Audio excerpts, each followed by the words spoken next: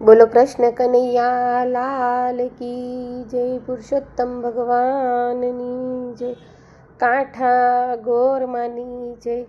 અમૃતધારા પાંચમી, પુરુષોત્તમ માસ વ્રત કથા, અધ્યાય 5, મેના વ્રત. એક દિવસની વાત છે. દેવી પાર્વતી હિંડોળે હીંચે છે. એવામાં સતી અરુંધતીનું આગમન થયું. પાર્વતીજી કુશળતાના સમાચાર પૂછી કહ્યું, સતી કહો, કંઈ કામકાજ? સતી કહે, દેવી, આપની પાસેથી મેં 12 મહિનાના વ્રત વિધિ સહિત જાણી લીધા છે, પરંતુ હજુ સુધી આપે પુરુષોત્તમ માસે માટે મને કંઈ કહ્યું નથી. તો કૃપા કરીને મને જણાવો કે મારે પવિત્ર ગણાતા પુરુષોત્તમ માસમાં શું કરવું જોઈએ? પાર્વતી બોલ્યા, હે સતી, તમારી ઈચ્છા છે તો આજે તમને પુરુષોત્તમ માસનું વ્રત સંભળાવું છું. વ્રત વિધિ સહિત કરનારને અખંડ સૌભાગ્ય અને સંપત્તિ અને સંતતિ સાંપડે છે. સતી કહે, દેવી, એ વ્રતનો મહિમા તો સમજાવો. દેવી બોલ્યા, એક દિવસ હું શિવજી પાસે સોગઠાબાજી રમી રહી હતી. એવામાં મારા માતૃશ્રી મેનાવતી આવ્યા. એટલે હું બાજી રમવાની પડતી મૂકી માતા સાથે વાતોય વળગી. વાતમાં માતાએ કહ્યું, બેટા, મારા પેટે જન્મ લઈ તે તારા જીવનને સાર્થક કર્યું છે. ત્રણેય લોકમાં તારી કીર્તિ વ્યાપી છે. જ્યારે મારો તો કોઈ ભાવ પણ પૂછતું નથી. દેવો પણ તારી સ્તુતિ કરે છે. મૃત્યુલોકના માનવીઓ પણ પોતાનું મંગળ કરવા માટે 12 મહિનાના વ્રતોમાં તારું પૂજન કરે છે. ત્યારે તારા ઉપર ફૂલોનો વરસાદ વરસે છે અને મારા ઉપર એકાદ ફૂલ તો શું, ફૂલની પાંખડીઓ કોઈ ચડાવતું નથી.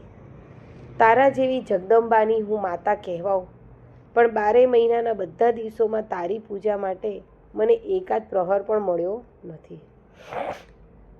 માતાને મારા પ્રત્યે અત્યંત લાગણી જોઈ મેં તેને પુરુષોત્તમ માસનું વ્રત કરવા કહ્યું અને તેની વિધિ પણ બતાવી.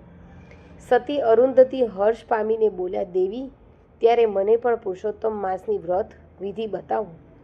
હું પૂર્ણ ભાવથી આ વ્રત કરીશ. દેવી પાર્વતીએ પુરુષોત્તમ માસની વ્રતની વિધિ બતાવવા કહ્યું. સતી, જ્યારે અધિક માસ પુરુષોત્તમ માસ આવે ત્યારે સુદ પક્ષ ત્રીજના દિવસે સવારે વહેલા ઉઠી સ્નાન કરી સ્વચ્છ વસ્ત્રો પહેરી ભૂદેવ સમક્ષ વ્રતનો સંકલ્પ કરો. ત્યારબાદ ઘરમાં પવિત્ર જગ્યાએ એક પાટલા પર ધતુરાના 5 ફૂલ મૂકીને દેવીની સ્થાપના કરવી. આ વ્રતમાં મારી માતા મેનાવતીની મહત્તા છે. એટલે હાથી પર પતિ પુત્ર સાથે બેઠા હોય એવી મેનાની સોનાની મૂર્તિ પહેલાં બનાવી રાખવી પડે છે. મૂર્તિની આગળ 5 ગૌરી સાથે બ્રાહ્મણને હાથે પ્રતિષ્ઠા કરાવી. તેના આગળ અખંડ દીવો રાખી મૂકવાનો. રોજ મૂર્તિનું પુષ્પો અને સુગંધિત દ્રવ્યો વડે પૂજન કરી નૈવેદ્ય ધરાવી આરતી ઉતારવાની. આ વ્રતમાં એકટાણું થઈ શકે છે.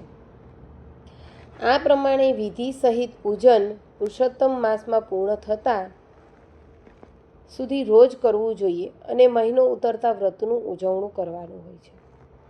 તેમ વ્રત દરમિયાન પૂજેલી મેનાની સોનાની મૂર્તિનું અંતિમ પૂજન કરી કોઈ બ્રાહ્મણને સજોડી જમાડી દક્ષિણા સાથે વસ્ત્રદાન કરવું. શક્તિ હોય તો સુવર્ણ દાન પણ થઈ શકે છે.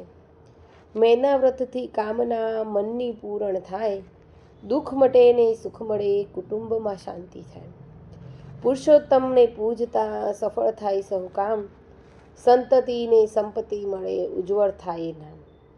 અધિક માસમાં સ્ત્રીઓ માટેનું આ વ્રત અતિ ઉત્તમ અને સૌભાગ્ય સુખ આપનારું છે. ગમે તેટલી દરિદ્રતા હોય, અશાંતિ હોય, ચિંતા હોય, મૂંઝવણ હોય, તે બધાય આ મેનાવતીથી ટળે છે. વ્રત કરનાર સ્ત્રીઓ ઘરમાં અને બહાર દેવીની માફક પૂજાય છે. જ્યાં જાય ત્યાં તેનું સન્માન થાય છે. પવિત્ર પુરુષોત્તમ માસમાં આ મેનાવતી વ્રત જે સ્ત્રી ભાવપૂર્વક કરે છે તેની મનોકામના પૂર્ણ થાય છે, અખંડ સૌભાગ્ય રહે છે તથા સંપત્તિ અને સંતતિની પ્રાપ્તિ થાય છે. બોલો પુરુષોત્તમ ભગવાનની